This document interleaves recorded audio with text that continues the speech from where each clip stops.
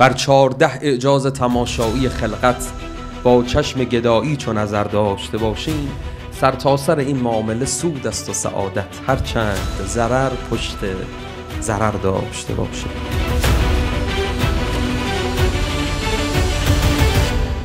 توضیح رو ما باید بدیم خدمتتون. بنا به وقتنامه مرحوم حاج حسین آقای ملک موظفیم که 7 مناسبت مذهبی رو جشن میگیریم که یکیش مبعث رسول اکرم صلی الله علیه و آله و سلم هست.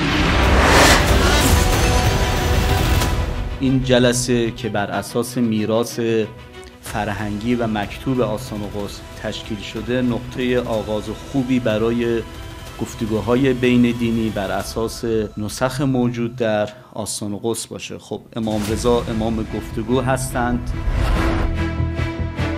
بحث که قراره که بنده در خدمتتون باشم بحث کتاب‌های مقدس به عنوان میراث جاویدان هست. نشریاتی که مجموعه آستان شاید بگیم کاملترین آرشیو مطبوعات کشور به حساب میاد. خیلی از نشریات اقلیت‌های مذهبی رو ما در اینجا دوره کاملش رو داریم.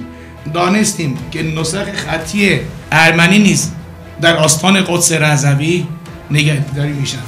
همه اینها نشانه اخوت و برادری دو ملت بزرگ هستش که هرچند از نظر ایمانی با هم تفاوت دارن، ولی این باعث نمیشه که این دو قوم از هم دور بمونن. این تعبیر که فرمود لقد ارسلنا رسلنا بالبینات، ما پیامبران خودمون رو با سخنان استوار و محکم و آشکار و روشن فرستادیم و همراه اونها کتاب و میزان.